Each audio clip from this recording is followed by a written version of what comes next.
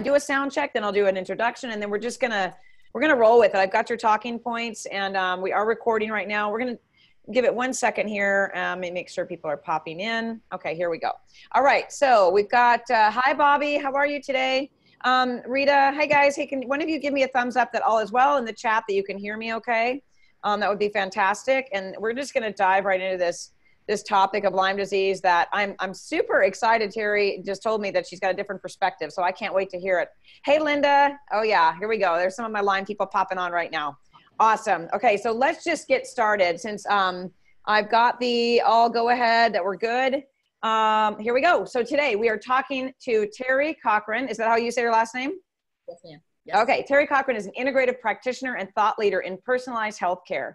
She has developed her own methodology, the Cochrane Method, which integrates a multi-level to develop a bio-individualized plan for her clients.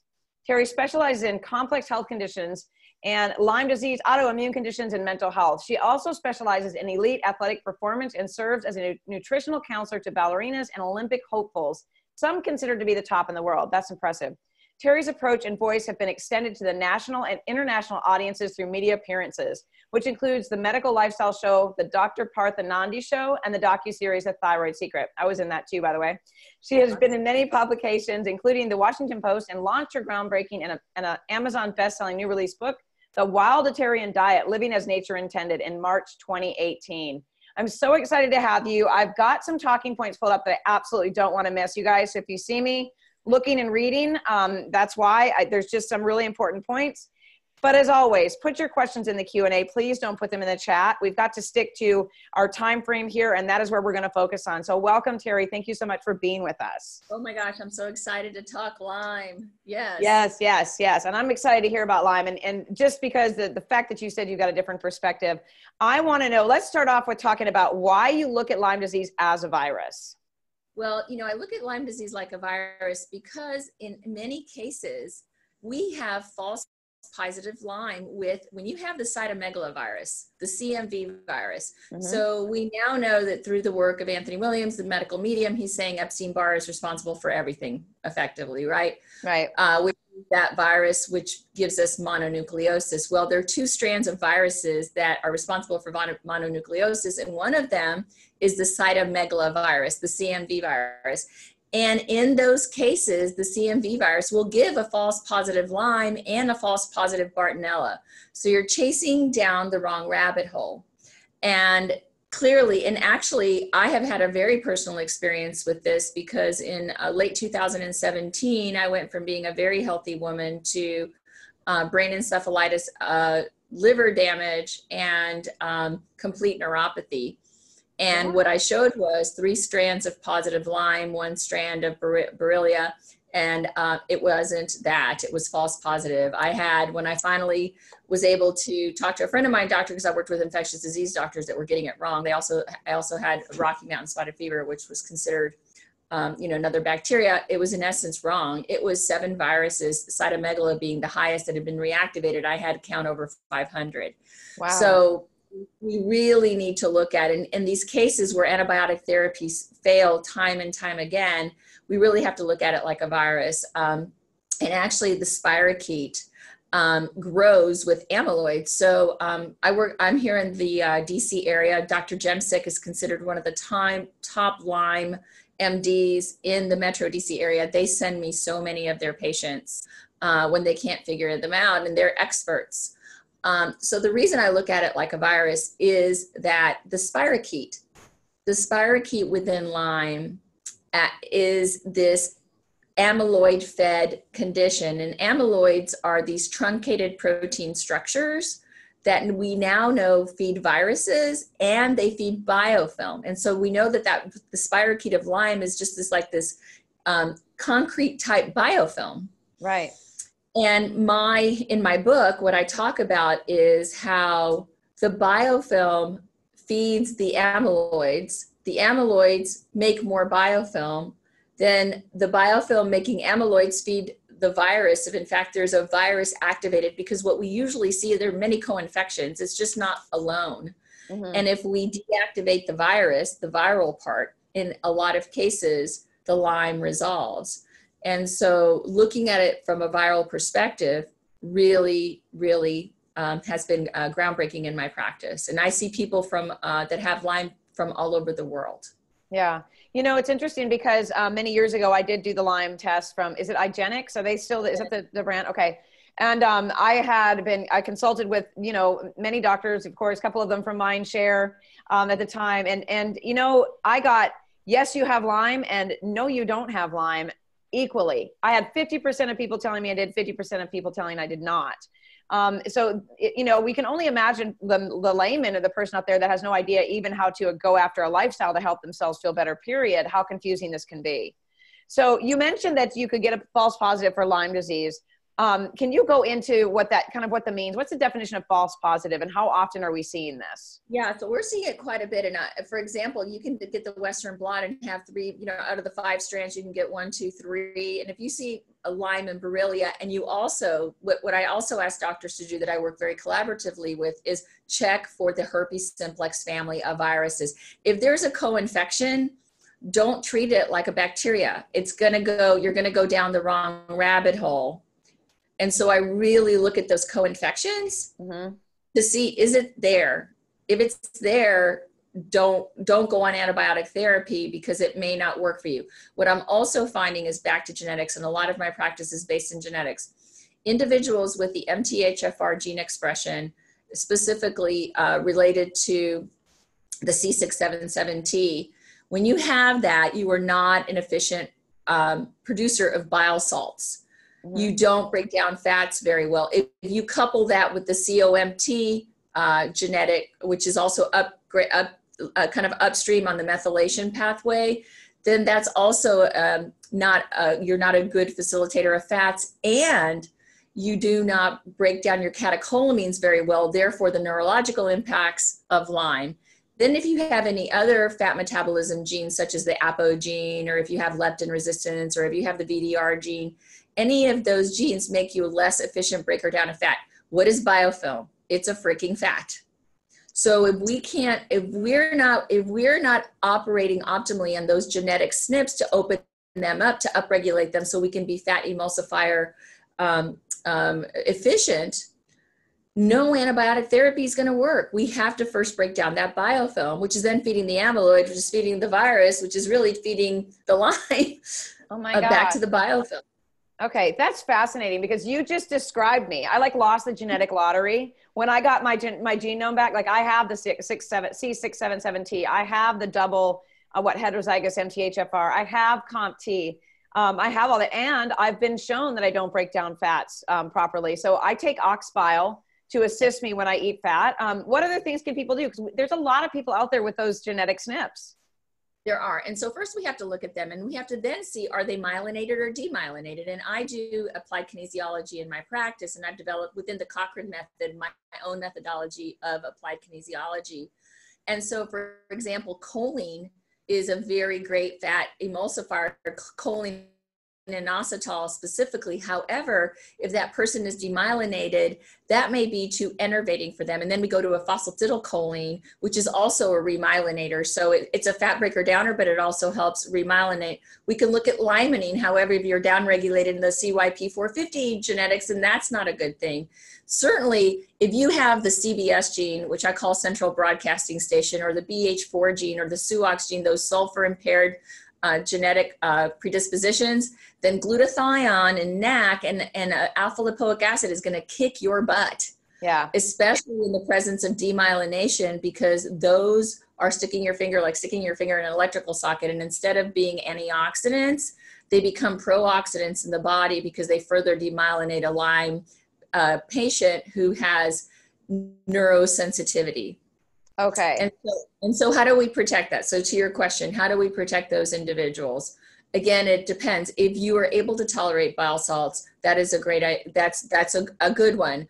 Another thing is vitamin C is a really great emulsifier. However, if you're also a poor metabolizer of oxalates, then high levels of vitamin C over 3 grams will then defacilitate oxalate metabolism, which then causes crystallization, which then can further feed the spirochete.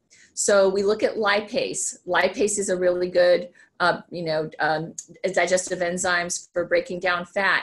We look at betaine. However, if that person has oxalate metabolism impairment, again, typically, which is cofactorial with candida. So candida will stop the body's ability to process oxalates. And now we know that aspergillus makes oxalates, and oxalates feeds mold. So it's this very complex cycle. And so, you know, there's a lot of supplements out there. They tell you take that reishi mushroom because it's going to really improve that immune system. Heck no, if you have a fungus, you know, or if you have a sensitivity, because you're feeding the wrong beasts. So, you know, good emulsifiers, again, monolaurin, and that was one of the questions that we're going to bring up. Monolaurin is really, really used in Lyme. However, monolaurin made from caprylic acid is an oxalate, and it will not be effective as an emulsifier. Okay. In that case, I really like kelp. Kelp is an emulsifier. I like, again, that phosphatidylcholine is an emulsifier. Phosphatidylserine is an emulsifier. Bile acids, if the body can tolerate it. Vitamin C at small doses, not made from corn.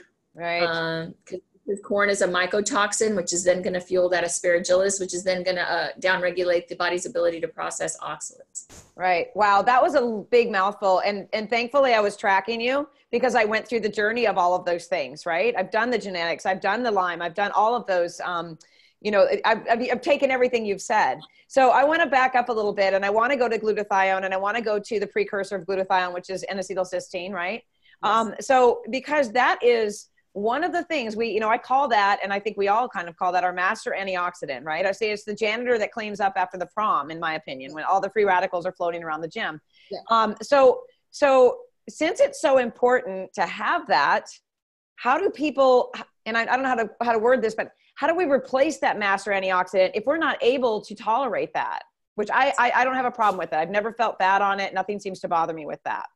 When I had my situation and I took 1/10 of a dose of liposomal glutathione, and it was like somebody hit me with a tuning fork throughout my body with the nerve pain. Wow. So selenium will allow your body to make its own glutathione. Really? Yes.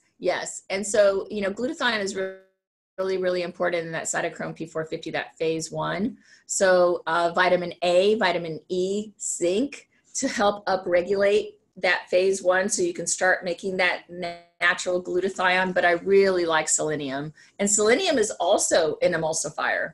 So really great for liver. I take selenium. Since I cannot take glutathione, I take selenium. Okay, so let's talk about people who cannot, because I've heard both things. Like you should never take too much selenium. Obviously, is it copper or what is it? Which one is it that balances it out? That people say don't take too much of this. No, that's copper and zinc. Zinc, copper and zinc. Copper binds zinc. Yep. So selenium, yeah, you have to watch out with selenium and iodine. That's it, iodine. Yes. Okay, so they should be taken. You have to have enough selenium on board before you take iodine. Is that correct? Exactly. Okay. And also you have to have enough iodine on board before you take selenium because it's going to steal it. And which then also goes to iron, because iron will be given up to produce iodine. So again, you know, backing up one. However, we also know that in the presence of viruses, the body will sequester iron. And I look at blood work very, very differently. If I see an elevated B12 and if I see a high TIBC, but I see a low ferritin, that's viral. Right. That's saying like, I'm not giving up my iron. I don't want to feed that virus. Right. And I'm not bringing in B12, you know, into my cells. I'm not using that. So those are too big for me. Those are like red lights, look at a viral load. Okay.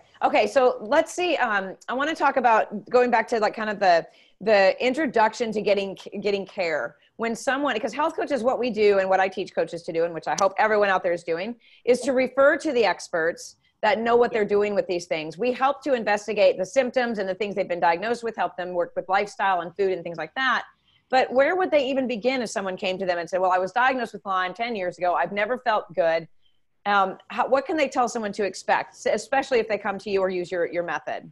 Okay, so, you know, and I do see a lot of Lyme in my practice. The first thing we have to look at is where have you taken antibiotic therapy? Did it fail? Did you result in getting candida? Are you, do you have neuropathy now? What are your symptoms and where are we? What I end up doing is I get these wounded warriors that now are completely dysbiotic because the antibiotics just have completely decimated their gut biome. you know, and we come to see me, we go through the Cochrane method to discern exactly what their genetics are. Have their genetics been tripped? Because we look at that through the muscle testing. And then we developed a very personalized food and supplementation plan to help guide them on their journey out of Lyme. And one of the things that I think is so missed in Lyme is, are you able to process fats? Mm-hmm. And can you break down protein? Mm-hmm. So those, and sulfur. So protein, fat, and sulfur, which is really the genesis of my Wilditarian movement. So as health practitioners, if you're not trained in biochemistry and you're not, genetics isn't your thing, if you will, we call it body talk. The body is highly intelligent, and through food, we can go a long way. Through food and gentle supplementation, we can go a long way in really helping to manage, Lyme symptomology. So, for example, as healthcare practitioners, if we're skilled in understanding how the body is talking to us, although tests are helpful, of course, and they're definitive, this can really be a first line entree into what's really happening with that person. So one of the things that we do in my practice is we immediately, as soon as somebody walks in, we scan them. We scan their body, with our visual, which we've lost so much of the art mm-hmm. of looking at that person. Right. So top to bottom, we look at, do they have really puffy eyes? That means they're having a little of edema. That means that, their lymphatic system is off, back to fat metabolism. It could be their kidneys. What is the pallor of their skin? Are they yellowish? That means that their liver's congested. Are they gray? That means that kidney is a little bit under functioning. Then we go down to the neck. If there's a swelling here, maybe there's thyroid dysfunction, and the thyroid's being hit because the candida is there and it's not being able to convert that T4 to T3. Because you've got candida, it has nothing to do with giving you more thyroid hormone. Right.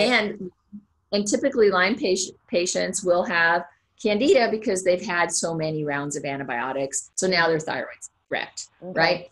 Yeah. We keep going down their body. Is there edema in their ankles? How do their hands look? Are they arthritic? Are they swollen? Do they have pitted nails with zinc spots? Are their nails ridged? What does their mouth look like? Is there, even if their whole body isn't yellow, if there's a yellow ring or yellowish ring around their mouth, that's liver. If somebody has, if you're a woman in particular and there's hair, that's, an estrogen progesterone imbalance. If you have spots like age spots, or that's fat metabolism impairment. Mm-hmm. So okay. if the body is not, if they they tell me they work out and they're feeling really weak at the gym and they're not building muscle, that's protein malabsorption. And then I start asking them questions. Do you burp after you eat? That's protein malabsorption. Do you have undigested stool? Particles of food in your stool? Is your stool light colored? Is it fluffy? Is it greasy? Fat metabolism impairment. Right. Do you have a history of arthritis in your family or rheumatoid arthritis? 73% of individuals with RA is linked to a sulfur sensitivity. Do you have a history of colitis, Crohn's, IBD in your family? Sulfur. Do you have a history of mental health, anxiety, depression? That could be sulfur related to candida. So just even asking these questions, and my questionnaire is very, very intentional. And typically when I look at my questionnaire before somebody walks into my practice, probably within a 90% hit rate, I know what's going on with them. Yeah. And I haven't asked them, and it's before I've looked at their blood work, if they have any, and before I've had a dialogue with them. So it's really asking these very intentional questions that gets us to their right answer. Okay. So with all of that information, and it seems so complex. I mean, it really does. And trust me when I tell you, many times I would put everything in front of me that when I was trying to figure out my own issues, and then I would just as quickly put it away, because it's just like, where do you even begin, right? So what is the best approach, with food and nutrition and things like that, when you have Lyme disease? What's the best approach to that? I mean, is there one? Yes, I believe so. And it's worked. I don't think I have one Lyme client that I haven't resolved. As a matter of fact, yesterday I saw a 60-year-old gentleman here who had suffered with Lyme for 9 years. He's completely Lyme free, and I work collaboratively with him at the GemSick clinic. Not only is he Lyme free, Carmen, this is so amazing. His hair has gone from white to brown, meaning his antioxidant stores have gone through the roof, because his we now know that low glutathione stores makes us hair go gray. Everybody's teasing him, saying that he's coloring his That's hair. crazy. That's crazy. Yeah. I've never heard of anything like that. Yeah, let's hold on. They tease him. Yeah, hold on. Your signal's low. Let's give it 1 second to catch up to us. Okay, hold on.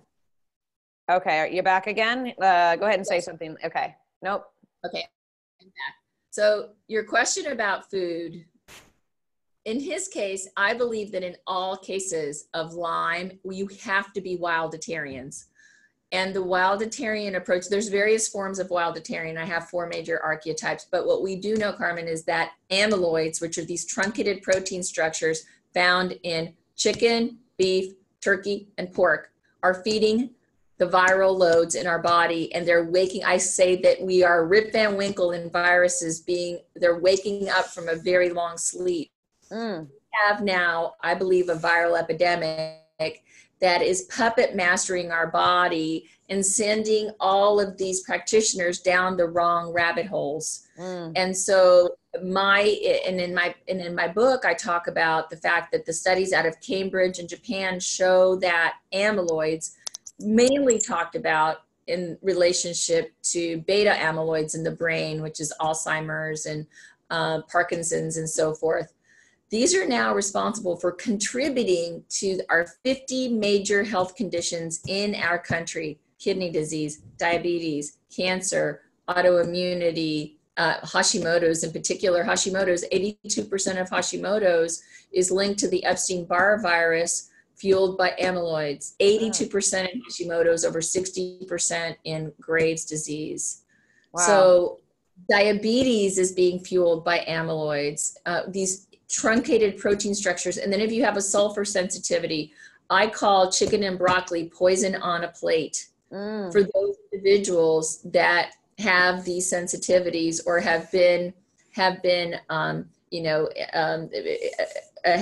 treated for Lyme potentially incorrectly, or that have a viral / bacterial load, that ping pong effect between the biofilm and the amyloid keep back and forth. Okay, we've lost you. Hold on just a moment. We heard you, but we couldn't see you. You weren't moving. Hold on a moment. Yeah, you're frozen. Can you still hear me? There you go. Yep, there we go. I can hear you. Okay, good. Yeah, now I see you again. Okay, you're frozen for a moment. Okay. Yeah, so basically go ahead. Yeah, go ahead with I want you to continue about the food. Let's keep going about the amyloids. I really believe that amyloids are huge. And we've taken people that have been told, you've got 10 years of Lyme, you've got 15 years of Lyme, just sit on your sofa and, there's nothing we can do. Just keep rotating and pulsing the antibiotics. And that's not the way. The way out is the body is amazing and the body is super intelligent and it's super loyal. But it's talking to us in ways that we don't understand it. And that's why I feel as healthcare practitioners, it's incumbent upon us to become body interpreters and then help our own patients and clients become their own body interpreters so they can recognize those early warning signals. But there's so much static in the body because the body is completely out of sync. You don't know which way is up.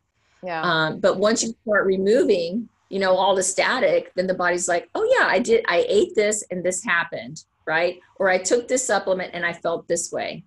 And so it's really learning. I consider myself first and foremost an educator. And that's why in my practice, we strive to graduate every one of my clients, graduating them not only with the fact that their health condition has been resolved, but with knowledge that they can take forward, and sort of like teaching a person to fish rather than just giving them a fish, right? So, and they come back and they're like, I don't want to graduate. And I'm like, well, that's fine. You can always come back and continue to see me. And some people just want it for accountability reasons, but our life isn't static. Our body's not static. So how can we expect, things to stay static? It's just not that way. Yeah. But they walk away with information. And I had the most beautiful testimony that occurred with a young woman who had been living with Lyme for over 7 years. And in her case, she had the MTHFR, she had significant fat malabsorption. They kept pushing all these fats on her, and she had the sulfur gene. And I knew that I had really done my work as a practitioner when she tagged me on Facebook. And she was so literate, Carmen, in her journey out of Lyme and why. And, and she said, I kept eating all these nut butters and it was making me sicker. And I kept having all this fish oil and it was making me sicker. I thought I was eating healthy. I was eating broccoli. I was eating all this chicken. And it's supposed to be a lean protein to manage my blood sugar. And she really she even talked about it at the genetic level. She talked about her genes. She talked about how her inability to process fats had not allowed her to get pregnant again. So now she has a second child. And it's beautiful when you see lay people really understanding their bodies, because ultimately we're our best advocate, and we have to advocate. Yeah, absolutely. Okay. So we all know that fat is important for hormone production. We know it's important for our health and our brain. And I mean, we have to have it. I mean, fat is important. If you don't absorb fat properly, how do you get the benefits of fats? You have to start slowly. And what I say, it's not that it's going to be never, it's just not going to be now. Okay. Not now, because, fat is our largest macromolecule. And if you keep trying to ingest a fat that can't be broken down, you're going to keep leaking your gut. Yep. And so I love bone broth and I love Kellyanne, but it's not for everyone, not necessarily at the beginning. Right. If you super fat malabsorbed, again, look in your toilet, let your body talk to you. Yeah. If you have a lot of essential fatty acids, if you're eating your, high fat diet and your stool is looking light and fluffy and greasy, you're not breaking it down. I had a client, she quoted me funnily. She said, Teri, remember when you told me that nuts were making me nuts? She goes, you were right.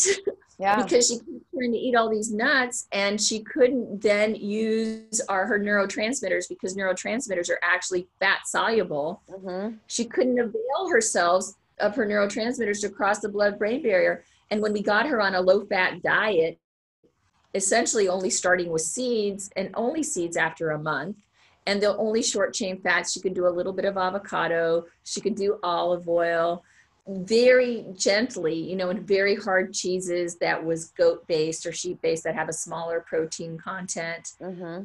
But we can still extract fat from those, those smaller things, and we're actually utilizing them. Okay. So it's not what you take in, it's what you take in, what your body does with it once you take it in.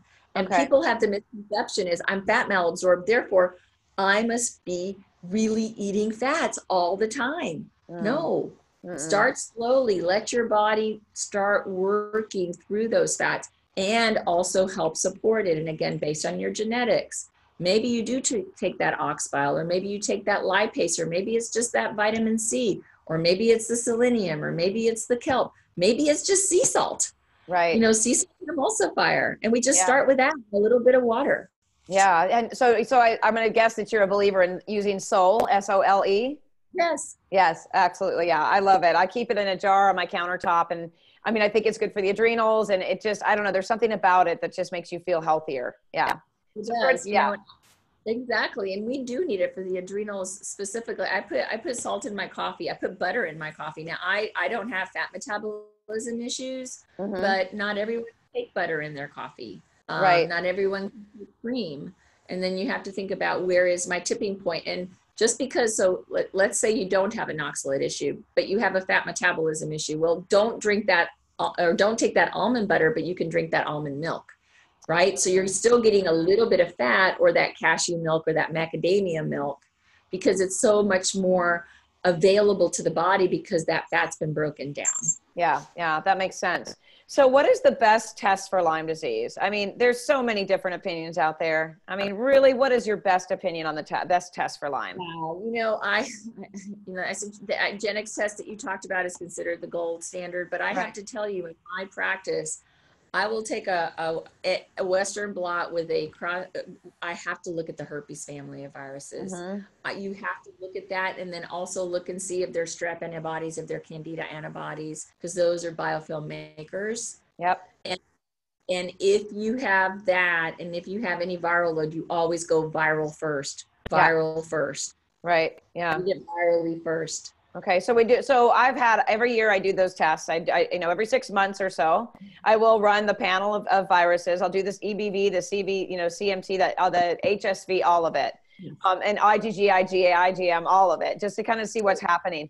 But what do you think about the diagnostic, What is it? Which one is it? Diagnostic Solutions gut test, the GI map. Now that one has like a DNA, EBV, CMV testing abilities on it, and mine came up negative. Is that trustworthy?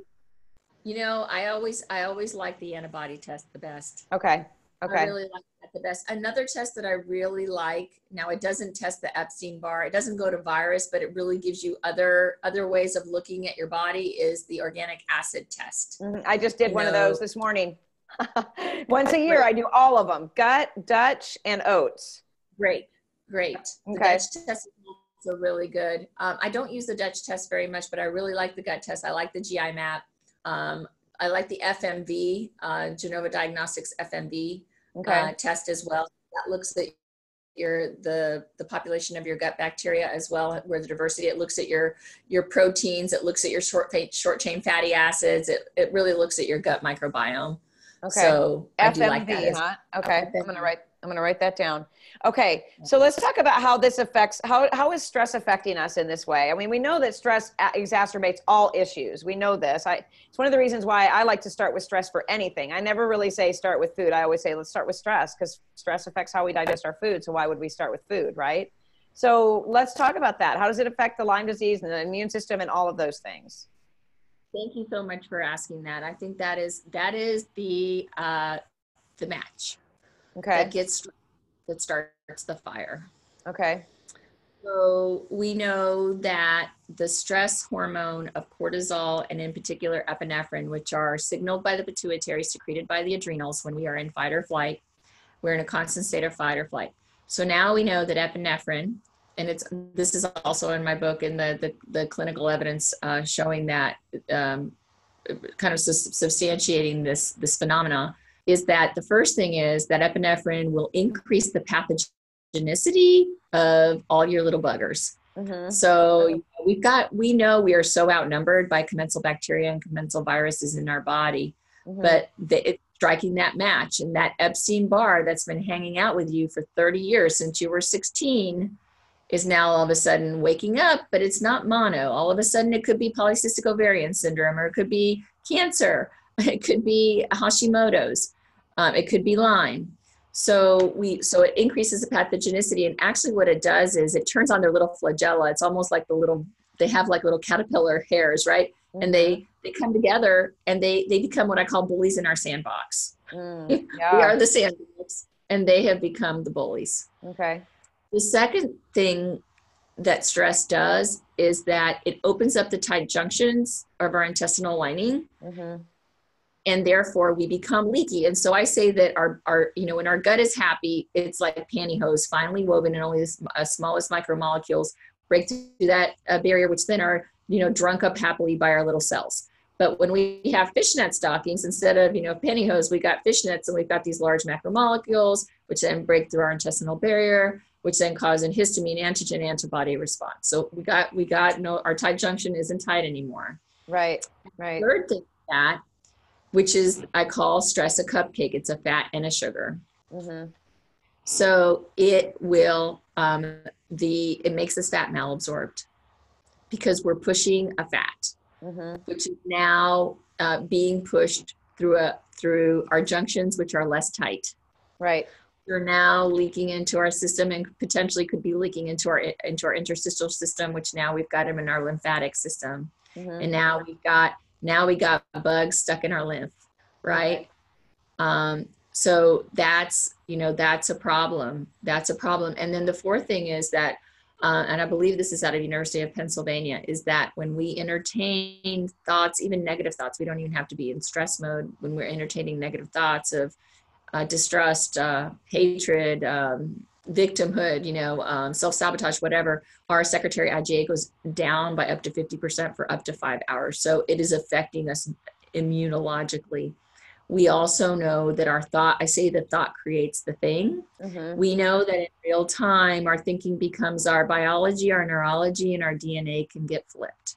Yes. DNA flipped it's flipped on like a switch. It's on or off, and it can be in real time. We can go from being well to being ill. Yeah. That's how powerful our thinking is. And so a lot of the work that I do with my clients is about, what if I thinking? Is my thought contractive to my body? Is my thought expansive to my body? Am I being in the present moment? I just had somebody who flew in from across the country yesterday. She's triple negative breast cancer. And she's had a double mastectomy. And basically what they told her is good luck, because we don't know anything about triple negative cancer and we can't treat it with tamoxifen. So, hey, it's all on you. Nice. You know, and this woman came to me so frightened. And we were able to bring it back to cytomegalovirus. And we were able to show her that cytomegalovirus through a clinical study through NIH, that it's linked to triple negative breast cancer. And when we muscle tested her in our office, she muscle tested cytomegalovirus along with herpes. And she'd had herpes all, you know, for all of her life. So these viruses are really responsible, and viruses are really becoming responsible for cancer. Why? Again, that amyloids that are being fed, and that's back to the studies of in Cambridge. So what I shared with her is that don't look back at your past. Our predictable past becomes our predictable present, which then becomes our predictable future. Yep. Okay, hold on a second. We gotta get you back here. You're frozen up on me again. Give it a second. So things have been. Hold on. We can't predict our future. Yeah. We lost you. Hold on just a moment. You're not moving. I see you. Okay, yeah. You're frozen solid. And I see you. Yeah. It's okay. Let's just give you a second to catch up. Maybe you can, you're yellow and frozen. So, and then you're going in and out. There you go. You're back. Okay, perfect. That's okay. It's okay. Yes. So you know what I would like to do? We have a lot, health coaches are just smart. We've got a lot of smart people. But we've got focus in all kinds of different areas. So what I would love to do is can you briefly touch on each one of those viruses? So the cytomegalovirus, EBV, and then the HSV family, and the best way to test for each of those in blood, because from what I've heard and experienced, it's not just enough to test your blood for them. You have to test specific antibodies, right? The IgG, IgA, IgM. Can you explain a little bit about each virus and then the testing process? So what we're finding is, Epstein-Barr is really big. So let's look at just the Epstein-Barr and the CMV, the cytomegalovirus. And usually what we do is we test. So IgG is past exposure. IgM is current exposure. IgA caspid is like the little kind of that little crust that it builds upon itself, meaning that your body is trying to develop this caspid around an old viral infection. So a lot of medical doctors will tell us, oh, okay, well, it's an IgG, so it's okay, because you've been exposed to that virus and it's fine. Well, if that IgG is 600, it is not okay. If that IgG, I believe, is above, in my estimation, if it's above 100, it's not okay. That IgG should be 20 or less, 30 or less, and you should be asymptomatic, right? So clearly an IgM is like, you got it going now. So, right. So I look at the entire umbrella of viruses, and I ask, because I work so collaboratively and closely with doctors, they're very good. When my clients, I said, you may want to ask your doctor, or they'll ask me, Teri, what would you like? The doctors will say, Teri, what would you like to see? And I usually do the entire family. I'll do the EBV, and I will do the IgG, IgM, and the cuspid. The CMV, the EBV, the HSV 1 and 2, the varicella, and the parvo virus. Right. Those are the viruses that I look at. Varicella has been linked to polycystic ovarian syndrome. Wow. It's unbelievable. CMV has been linked to mitral valve prolapse, to lung cancer, and of course the EBV to thyroiditis, and then the CMV back to that false positive Lyme again. So I'm always looking at that. And because a lot of these viruses are so neurotoxic, there go the Lyme symptomology, right? Of all this neuropathy and nerve pain, and then the fibromyalgia and the chronic fatigue that comes with it. Because again, as these viruses hit our neurology, which then even if we're not stressed, when our neurology is hit, we will push epinephrine. Yes. And then the epinephrine gives the viruses, they're super smart. It gives the viruses and these other pathogens strength. And then what happens is that the body's like, oh my gosh, epinephrine. I just had a cupcake, which I call it the cupcake. So I'm going to release a bunch of insulin, right? So now we go hypoglycemic. Right. And then our blood sugar is unstable. And so then what does the body do in response to that hypoglycemia? Oh my gosh, I'm hypoglycemic. I better get my sugar back in. So we're either craving sugar or we're actually pushing more epinephrine. Becomes this vicious cycle. And then we know, because these viruses like to hide in fat, and in our lymphatic system, when we're pushing epinephrine and insulin, both fat soluble, they're just riding the wave in that lymphatic system and in our fatty tissue, and they're hiding. They're very, very smart. Yeah. So do you believe in any natural antivirals? Like, what do you do for, do you have an antiviral protocol that you believe in? I've developed my own antiviral protocol. And again, it's very client specific. I have formulated my own product called Immune Mover, which is a botanically based. And what I did is, because I talked to these large companies and I said, hey guys, you're having some great formulations, but there's one ingredient in there that's going to downregulate the CYP or mess up the sulfur processing, or going to help, it's going to mess up the MTHFR, or, it's got an oxalate in there or whatever. And so I decided to make my own. So a very efficacious, blend, which has barberry in there and rosemary and artemisa. And so I really find that to be incredibly powerful. If the person has candida, I love berberine on its own. It's been shown to be there. I think it was one of the 10 most studied supplements all of 2018. Yeah. It's been shown to be more efficacious than even diflucan as breaking down biofilm. So that's also a great emulsifier. Plus, if there's a strep co-infection, it's also been proven to be really efficacious against strep. And it's really used for managing type 2 diabetes, so managing that insulin response. I really love that. Mastic gum I love because it's a resin. And again, a lot of these people have such leaky gut, so I look at mastic gum. If there's any kind of demyelination, I look at phosphatidylcholine or phosphatidylserine. Now, phosphatidylcholine is typically made from soy. So if that person has that C677T gene, I'm going to stay away from that, and I'll look for a sunflower lecithin as a substitute, or look for a sunflower-based phosphatidylcholine. But I really like that, again, as an emulsifier, as a remyelinator. Vitamin C is very efficacious against the cytomegalovirus. And this is really interesting because even in the cases of demyelination, when cytomegala is sitting center stage, the body says, please give me some vitamin C. I need that vitamin C. I love kelp. Kelp is great, and it's been shown to be, efficacious against seven different strains of the herpes viruses. Wow. Really wonderful. But again, you have to watch, make sure you're not over, if you're taking iodine or something like that. But I really like kelp, especially if you're going to use selenium as your glutathione converter, if you will. Okay. Or converter to glutathione. So right. I really like that. That selenium. I like monolaurin in the absence of candida and in the absence of that individual having an oxalate metabolism issue. Okay. So all of those things, and I like the C for the adrenals too. Astragalus is great, but then I don't want to over-enervate the system. So because that gives the body so much chi and so much energy, we have to really look at it. Rhodiola is great, but if you have the MAOA gene, then that's going to make you cray-cray. It's going to hyperstimulate you. So again, back to my whole methodology is start with your genes, what trip the genes, deactivate the genes, and then don't give it supplements that will turn the genes against you or food, the world of nutrigenome. Okay. So a question for you. So let's just say somebody doesn't have Lyme. Let's top off Lyme for just a moment.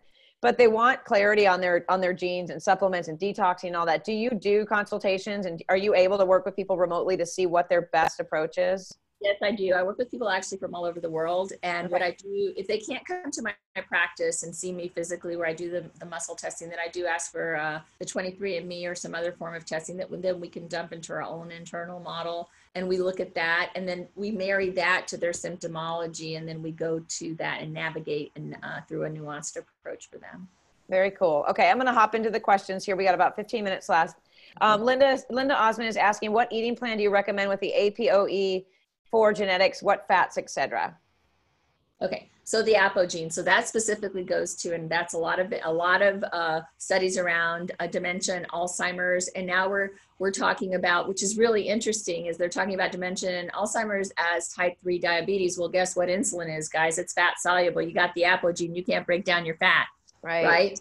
So what we look to there is we look at short chain fats, and then in the beginning, if you really do have the apogene, and one of the things that I just want to step back on is that just because you have the gene doesn't mean it's been turned on, right? Right. Because we can have the worst genes in the world, and as long as they're not turned on against our favor, we're good. Right. We're good. So let's just make the assumption that that apogene has been turned on, right?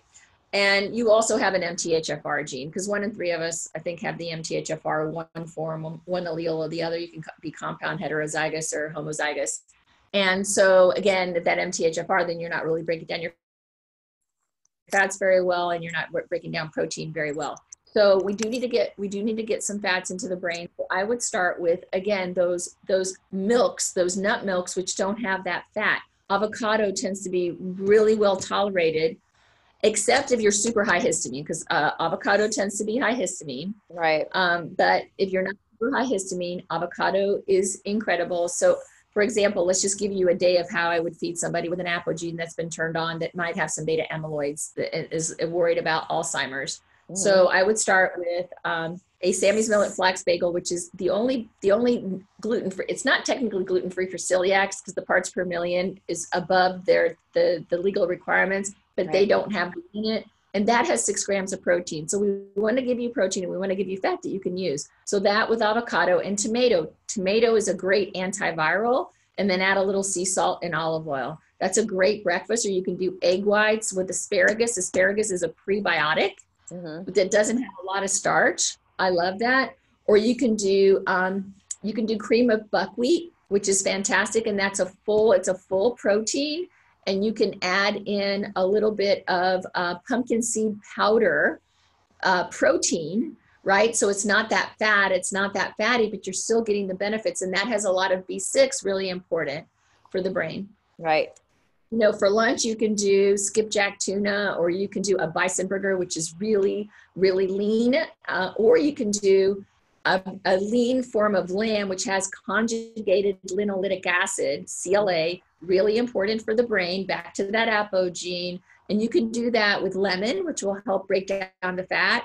You can do that with a little bit of, so you want to use emulsifiers, use some grapefruit, just have, some, just a lean cut of lamb with some grapefruit. So when you pair fat, you want to use those emulsifiers to help you break down the fat. And then for dinner, you could have a halibut with some quinoa if you don't have a saponin issue, or you could have it with brown rice for that gamma oryzanol that helps you with that fiber, and then olives. So olives are a really great source of fat, again, that you can do. So you're looking at fats, but you're looking at fats that are short chain, that they're easy to break down, and that your brain can assimilate. Okay, perfect. That's great. And Kate just said, can you give specific foods that are healthy? Well, you gave us quite a few there. Anything else that you would throw in that are absolutes in your ideas of diet nutrition? So every day I start my morning with cilantro cucumber juice, and then with a little bit of apple cider vinegar. And the caveat with apple cider vinegar is if you have a peptic ulcer, don't take apple cider vinegar because it's going to hurt your little little tummy. But the reason why I love cucumber, it's rich in silica. It's really great for the collagen matrix structure. Another way to help your scaffolding, if you have fat malabsorption, silica is fantastic, and cucumber is a way to do it. And then cilantro is such a great liver purifier, a great detoxifier. It's rich in potassium. It's great for electrolyte balance. So that's my go-to every day. And very few people cannot eat those things. Right. Unless you have that gene that makes cilantro taste like soap. Right. Yes. Yeah. We had a gathering this past weekend at my birthday, and the person that I've been seeing, he makes the most amazing guacamole, and he takes the biggest bunch, sometimes 2 of cilantro, and he does the whole thing in there, all of it. Wow. And one girl she took a bite of it and she goes, "That tastes like soap." And I was like, "Are you kidding?" And she must have the gene that makes her hate cilantro. I can't even imagine that. I love it so much. Yeah. I eat it almost every single day. I love it. Okay. Yeah, great. Okay, so Linda says, are these retroviruses that you're referring to? I know Dr. Klinghardt believes that these are the root of many diseases. Yeah, so the way that I define retroviruses is that they're coming back and they're being woken up. Yes. So yes, and Klinghardt and I are very, very in line. He also treats Lyme like a virus. We're very aligned in that regard. Okay. So do you believe in, and I know you have your own protocol, does your protocol involve, and let me just go back to, again, I mean, I use a lot of personal, discussions. We're our best examples. We are. But I remember doing the Cowden protocol back when I was told I had Lyme and I was told I didn't. I was like, well, I'm just going to treat it and see what happens. That was absolutely one of the worst protocols I've ever done because of the amount of money, first of all, and the timing and the liquids and the drops and the bottle. I thought, I'm going to lose my mind over this. So tell us a little bit how your protocol works. Is it relatively simple and doable? Yeah, so it's not a lot of bottles. Usually I try to stick with 7 supplements or less, sacred 7. And depending on where you are in your system, but and everything is very staged because we don't want to try to pull before your body's open. So first what we want to do is we want to open up those pathways of methylation, sulfation, the cytochrome P450 before we start trying to kill anything, right? We got to make sure that gut is starting to heal. And then we pull, and then what we do is we'll do at the end, we can do a flush, a little flush with L-carnitine fumarate. Again, we will do cleavers to help bring it through the lymphatic system. We'll do a vitamin C, a cleavers, and L-carnitine flush, and then we can do the actual liver flush with some lemon and olive oil. And honestly, Carmen, I had one woman, I would have believed it if I had not seen it with my eyes. She'd had Lyme for 15 years and we went through this protocol and she worked collaboratively with this other physical therapist who's trained in lymphatic massage and neuropathy. She brought me an ice cooler and she had 15, they were this big, stones that she had excised from her stool in blue and green that her liver and gallbladder had been holding, and she was able to pull them out, and she has been Lyme free for 3 years. That's crazy. So, it is crazy. It's crazy. First of all, that she dug through her stool, but I see the point. Sometimes that's necessary, but and then she brought them to you. Kudos to you for being able to look at that. But you know what? I think that's what it takes sometimes is a little bit of stepping outside the box of the norm to get down to the bottom of what's happening to us. And sadly, don't you find that it's true that most people, they just want the easy answer. They don't want to dig around in their stool or anywhere else to figure it out. So that's why, and actually having a protocol and a method that is proven to work is important. So tell us a little more about a couple more of your cases that you've been able to help. Give us some more examples. Yeah. So, work with a lot of Lyme. So the 60-year-old man, for example, that had his hair turned back to brown. Yep. He had Lyme for over a decade. And it had created his knees, he could barely walk. There was so much swelling around his knees. He was in such pain. And in his case, there was a viral load. He had also strep, and he had a sulfur processing issue. And he is now full-on Wilditarian. He just came back from the Genset clinic saying, my Lyme is completely gone. My swelling is gone. There's a little bit of neuropathy. We're working on that. I'm using calcium pyruvate and NADH because really what we now know too is these viruses will go to the mitochondria and kick the butts of our ATP and our mitochondrial function. Yeah. So we're restoring that. We've had one woman who actually flew all the way from Australia that she had been decimated to only 87 pounds. Oh. And she had Lyme for over 7 years, and she had massive protein malabsorption. And in her case, her protein malabsorption was so great. Again, Lyme was there, but it was cofactorial with the EBV. And she also had a sulfur sensitivity, and she had strep from all the antibiotics, and she had candida. Mm. And so she's now back to her healthy 120 pounds, and she has been Lyme free for over 2 years. And I see about 50 of her friends and family in all sorts of different kinds of conditions. Mm-hmm. Had again the young woman who couldn't conceive, that had it for many years and was so fat malabsorbent. And I would say the root for her was fat. Yeah. If we didn't address the fat for her and her fat metabolism impairment, we would have not been able to support this Lyme. Mm-hmm. And in her case, she had the MTHFR, she had COMP, she had CBS, she had CYP, she had Candida, a lot of Candida, she had a lot of Aspergillus. But again, now she's great. She's had another baby. The baby is now, I believe, 14 months old. She came back with, about 5 months after her having her baby, she came back with a little bit of, Teri, I'm scared it's Lyme again. And I'm like, no, it's not Lyme. She'd overfatted herself. And so she was having the symptomology because, again, if you overfat yourself, you can't build that myelin, you can't get to that good collagen structure. And so she was having some neuropathy issues, and we fixed it. It wasn't Lyme. Wow. So those are many cases, but I've got some on my website and I've got some on my Facebook page where actually people are talking about the Lyme. Yes. So it's fair to say, would it be fair to say, as a question here, because this has turned me upside down completely about what I think about Lyme, right? I actually gave up even learning about it after so much time had gone by while I was trying to figure it out. It was so frustrating. But so it's fair to say that if we can get these viruses under control, and we can go after the virus as a cause, that Lyme pretty much is it just kind of fades away, just dissipates once we go after it in a proper way. But viruses are first. I really believe viruses, the viruses and that co-pathogen, the bacterial pathogen, what I say in my practice is, I don't care what you call it. I want to know why it's happening. Yes, absolutely.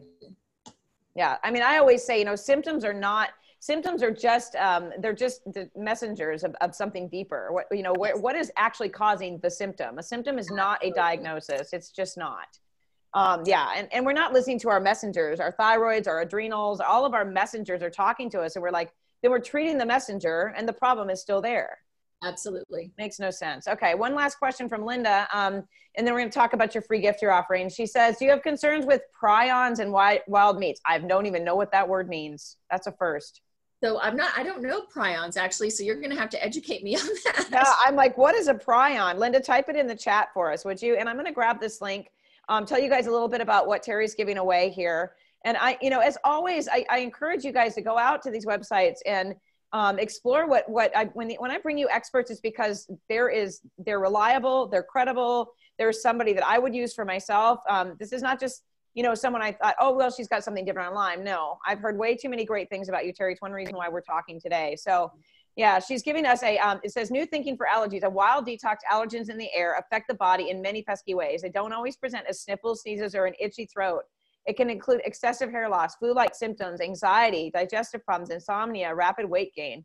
This ebook will teach you why these reactions are happening and how to detox from these seasonal pollutants. If you're confused by a barrage of conflicting dietary advice, I know I am, and me too, Lord, consider becoming a wildatarian. I'm absolutely going to be looking at this. And let me grab the link here. But Linda, tell us Rita, I appreciate the link, but we're not going to hop out and read about it. And somebody just tell me what a prion is. That would be fantastic.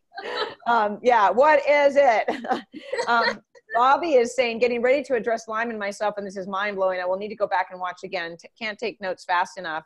Well, Bobby, I'm sharing Teri's website here, tericochrane.com. And then, of course, you can just go to the .com and look and see how you might be able to work with her. I don't know that I would want to go working with anyone else after this.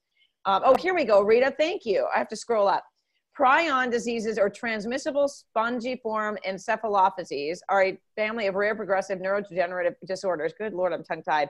That affect both humans and animals. They are distinguished by long incubation periods, characteristic spongiform changes associated with neuronal loss, and a failure to induce inflammatory response.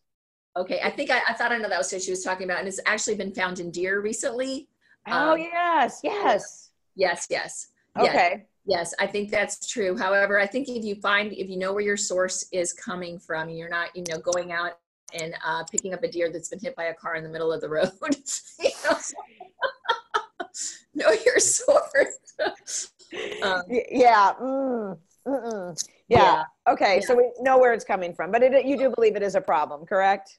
Yes, it can be a problem. Yes, I believe it's been contained, but it can be a problem. Yes. Okay. All right. So you guys, if you're on this webinar, you're going to get the replay. If you're listening out on the Facebook page, I will share Teri's information out there as well. I encourage you to go out and just explore her website and download that free ebook. And Teri, you've just been amazing. And I'm going to reach out to you personally and get a little bit more information and maybe even see how you might be able to advise me on the fat malabsorption. I've started the journey about 6 months ago when I realized it was a problem, but that doesn't mean that I've learned everything I need to learn. So we will be reaching out to you. Wonderful. Okay. Thank you so much. You're a wealth of information. I appreciate you very much. And thank you guys for listening. And yes, this awesome series. Thank you so much, everybody. Have a wonderful day. Bye. Bye. Thank you. Bye.